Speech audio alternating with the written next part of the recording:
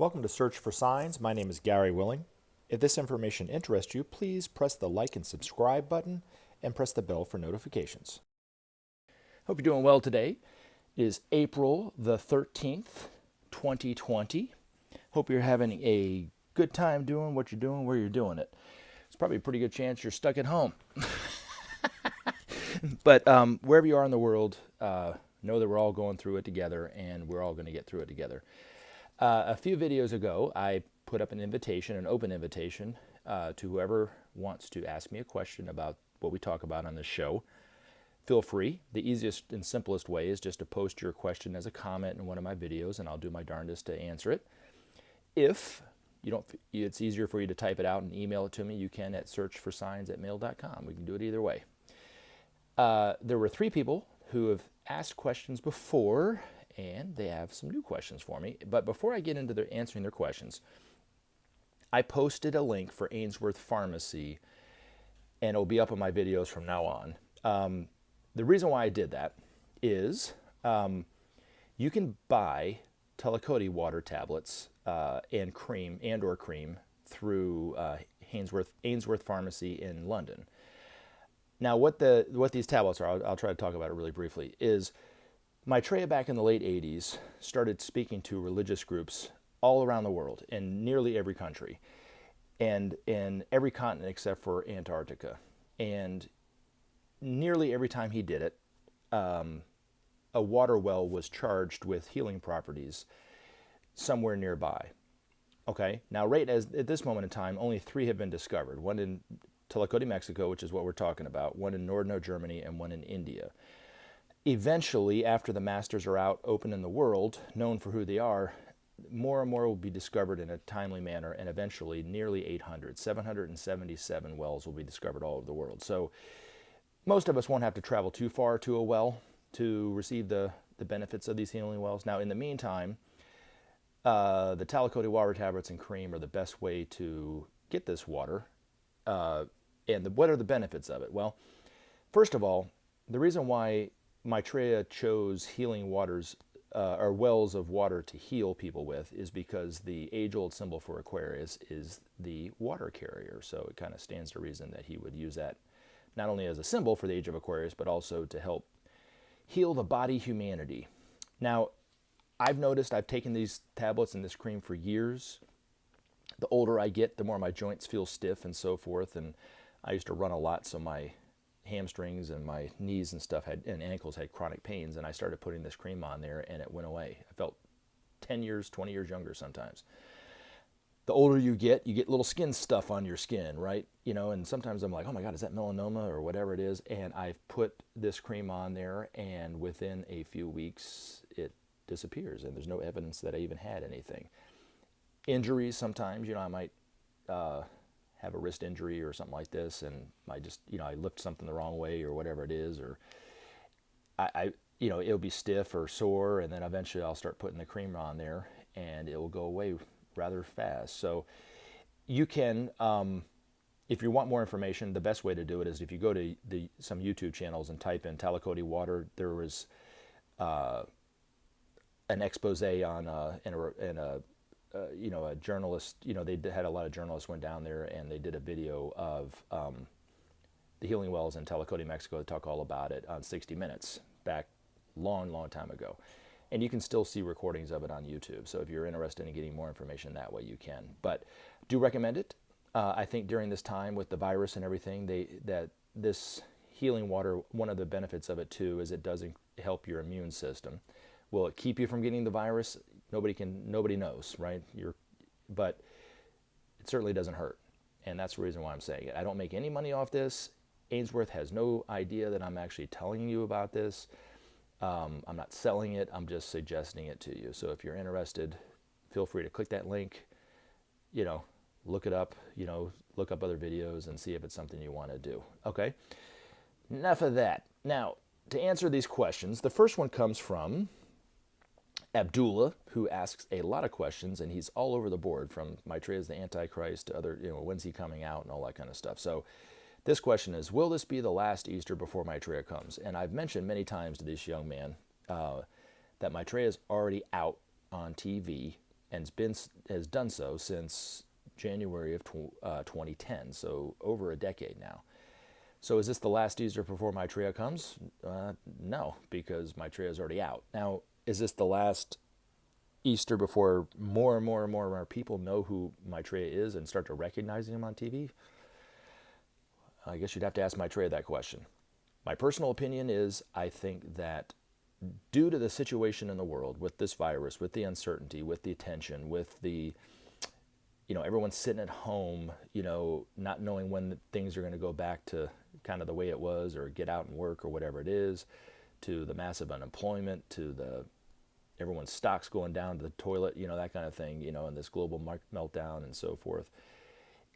There is a call that we all do in our own way and according to our own tradition. Whether, if you're a Christian, Jesus, come back, please come back. We need you, Jesus, please. If you're Muslim, when Imamati, please come back. We want you to come back. Whatever the prayer or the call is. And Maitreya is the one awaited by all the world's religions. He's the teacher that they're all expecting. They don't realize it, but he is. So telepathically and spiritually, his phone's ringing off the hook. Maitreya, it's said that Maitreya, within his heart, is all the joy of humanity, all the pain and suffering of humanity going on at the same time. So he knows what we're all going through, obviously, but he knows it on a level that we couldn't possibly imagine.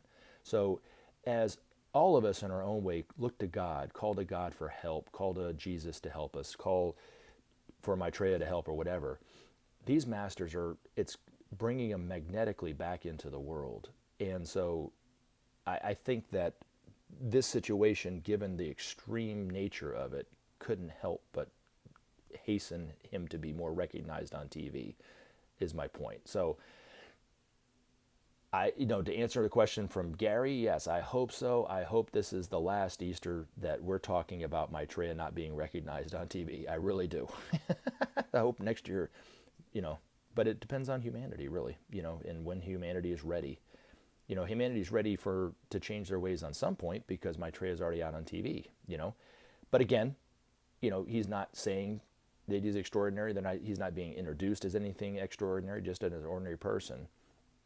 But more and more people will start to recognize that his solutions are very simple, but yet make so much sense, and the love behind what he's saying, and the relaxed nature of him, and not being tense during this time of uncertainty and anxiety and so forth, and to have that love and that sense of strength about him.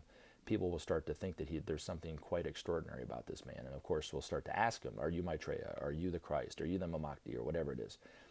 According to Benjamin Creme's master, up until the day of declaration, when asked that question, he won't confirm it and he won't deny it. He'll just not answer it to do either of those two things. So I don't know how he will answer it, but he's pretty good at dodging that question, I guess. And then eventually, when more and more people are wanting to hear what he has to say, we are going to demand to hear him on TV and have him speak to us directly. And that will be the day of declaration. That's going to be the day that his call to humanity for change and everything will be done telepathically.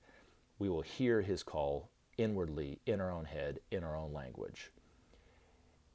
His energy will flow out in such tremendous potency, as Benjamin Creme put it. It will be as if he embraces humanity himself.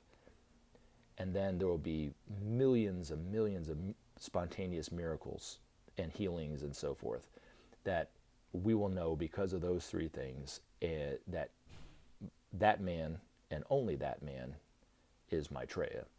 But up until that point, he's just going to be introduced and as one of us.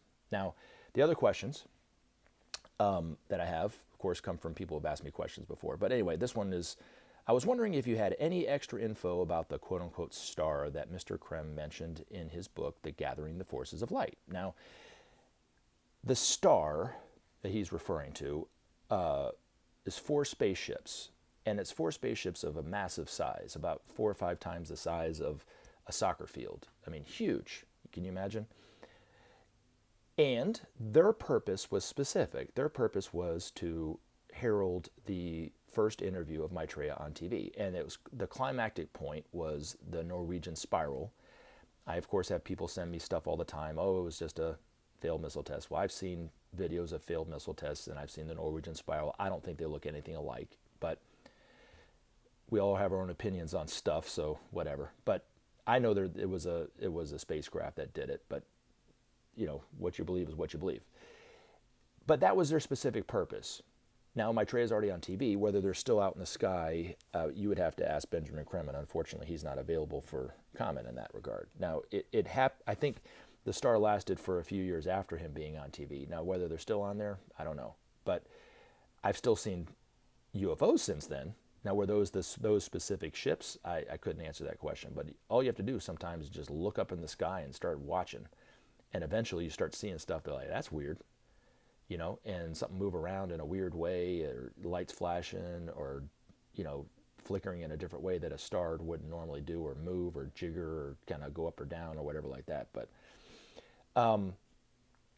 yeah, oh yeah, according to Benjamin Creme, there are thousands of UFOs in the atmosphere on any given moment, and it's just a matter of whether they want to show themselves to us or not. But these space brothers are here to help. These space brothers have always been here to help. Of course, the governments know about it, and they let stuff slip out from time to time, but their public face on UFOs right now is that UFOs don't exist, right? Well, eventually, people will ask Maitreya, do UFOs exist? And Maitreya is going to be the one that confirms it and says, yes, they are here. They've been here to help. They're here to help us all along. So then we'll not only have the masters look to help us build our new civilization based on righteousness and truth, but we will also have our brothers from other planets and sisters from other planets too, to act as a mentor for us to build our civilizations. They will eventually give us the technology that they use to power their cities clean, effectively, cheap, free for all. The same power that they use to power their ships in the speed that they do and the distances that they can do and so forth. They'll give it to us, but we have to show them, and they have to be able to trust that we will use this technology of light and not in a way that will be beneficial to all, but also that we put war, behind us forever, because that technology is pretty powerful, and it can destroy a lot of things really quickly if put in the wrong hands. So it might be a while before they really, really trust us.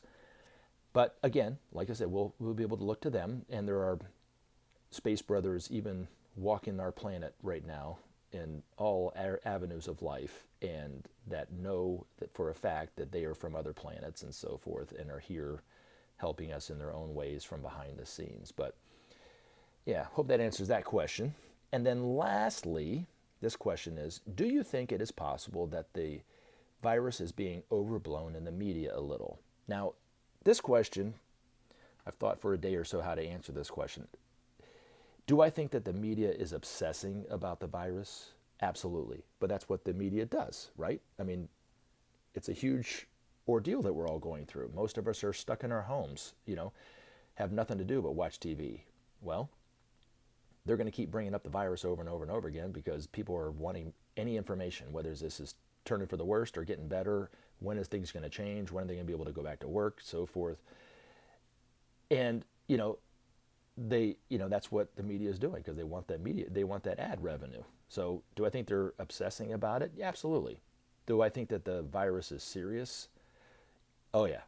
It must be a lot more serious than what they're telling us, because for several reasons. Okay.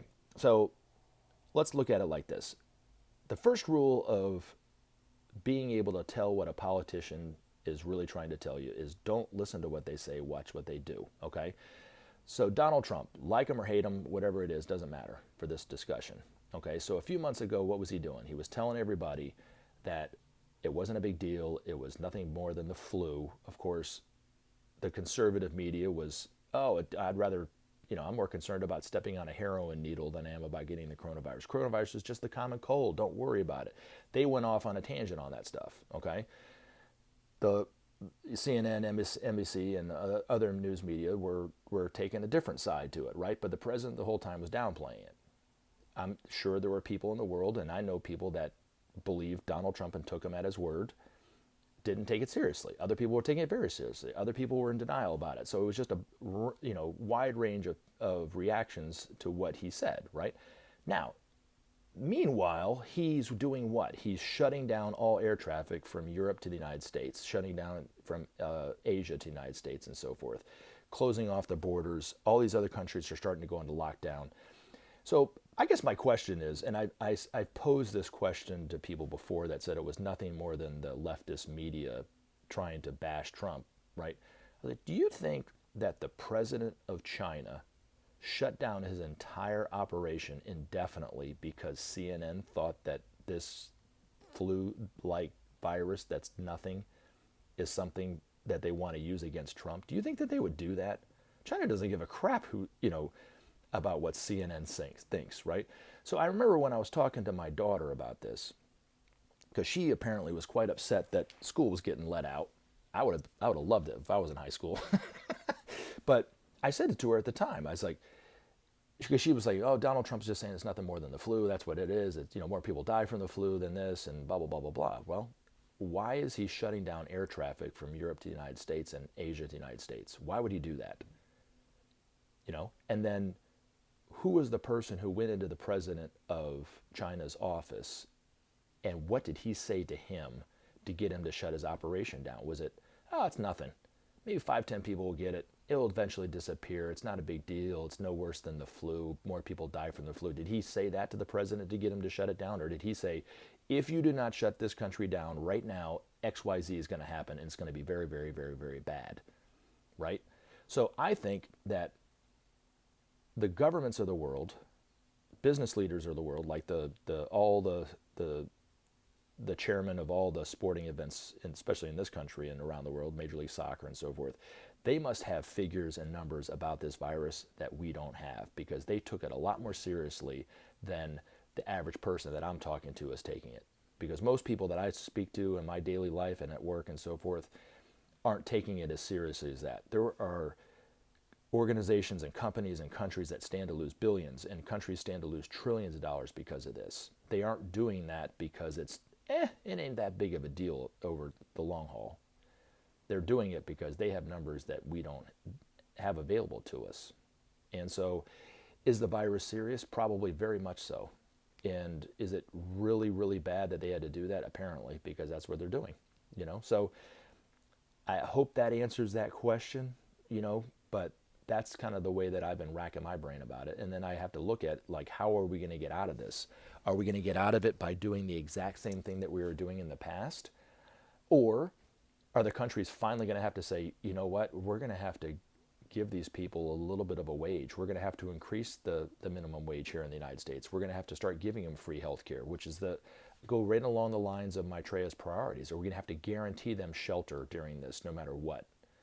Because you can't have 40% of the people who haven't been able to pay their mortgage or their rent in this country, in the United States, just kick them out and just let them go in the street. There are example after example after example of nations and leaders and kings and queens that got killed over stuff like that. And so the people will only take so much for so long before they just stand up against that type of injustice, right? And then you look at, not to go off on a tangent, but then you look at like the senator here in Georgia, Kelly Loeffler, who was appointed, not even elected, but appointed by the governor.